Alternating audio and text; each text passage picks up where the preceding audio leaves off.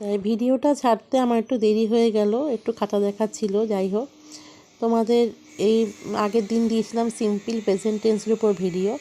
দেখো, present continuous টেন্সের উপর ভিডিওটা আজকে দিচ্ছি, একটু ভালো করে শুনবে, দেবে কতটা সহজ। বর্তমানে সংগঠিত কোনো কাজ, যেমন যেটা হয় চলমান, কন্টিনিউয়াস মানে কি, যেটা চলছে, কন্টিনিউ থেকে কন্টিনিউয়াস কথাটি এসেছে।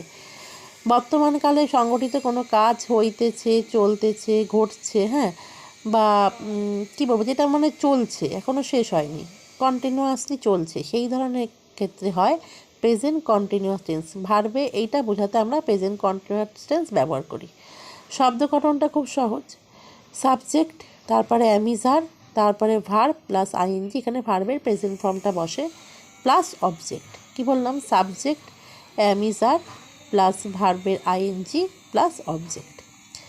এবারে একটা এক্সাম্পল দেখো, আমি বই পড়ছি। সবসময় মনে রাখবে প্রেজেন্ট কন্টিনিউয়াস টেন্স তোমরা কী করে বুঝবে?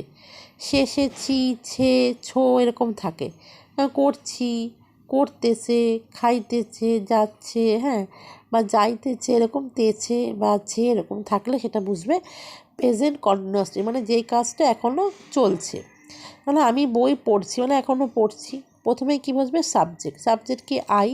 তারপরে অ্যামিজার। অ্যামিজার আমরা কোথায় কোনটা বসাবো আগের ভিডিওতে দেখেছি, যারা দেখোনি তারা একটুখানি দেখে নেবে।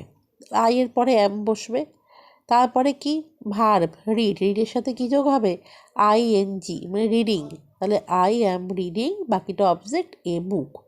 একইভাবে সে গান করছে, হি ইজ সিঙ্গিং। হ্যাঁ, হি এর পরে সাধারণত ইজ বসে, সিং তার সাথে আইএনজি। তুমি মাছ ধরছো, ইউ আর, ইউর সাথে আর হয়। ধরা ইংরাজি ক্যাচ, তার সাথে আইএনজি যোগ হলো ক্যাচিং ফিশ। তারা ফুটবল খেলছে। তারা কি? দে। এটা কি? থার্ড পার্সন, কি সিঙ্গুলার নাম্বার না, প্লুরাল নাম্বার, তাই জন্য কী হবে? দের সাথে আর হবে। দে আর প্লে, খেলা, তার সাথে আইএনজি, প্লেইং ফুটবল। তারা ফুটবল খেলছে। ঠিক আছে, মানে এটা বুঝে গেলাম সে দেখে আমাদের এটা কন্টিনিউয়াস টেন্সে আছে, তাই করা খুব সহজ হয়ে গেল। এইবার এই সেন্টেন্সগুলো অ্যাফারটিভে আছে, এটা যদি আমরা নেগেটিভে নিতে চাই, নেগেটিভ নিতে গেলে কত সোজা। দেখো, শুধু স্ট্রাকচারটা হবে subject plus am is are plus not, তারপর verb plus ING plus object. ঠিক আছে, এখানে যদি বলি আমি বই পড়ছি না, নেগেটিভ, তখন অ্যান্সারটা কী হবে?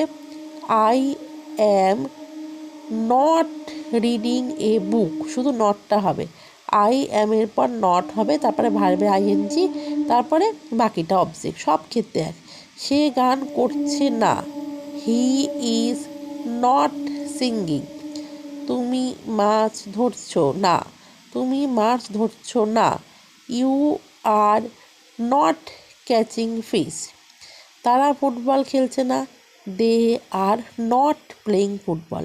শুধু নট দিলেই হয়ে যাবে। স্ট্রাকচারটা হবে subject plus am is are plus not plus V plus ING plus object. এখানে ভার্বের প্রেজেন্ট ফর্ম বসবে। আচ্ছা, নট দিয়ে মানে নেগেটিভে কী করে করতে হয় সেটা আমি মুখে বলে দিলাম।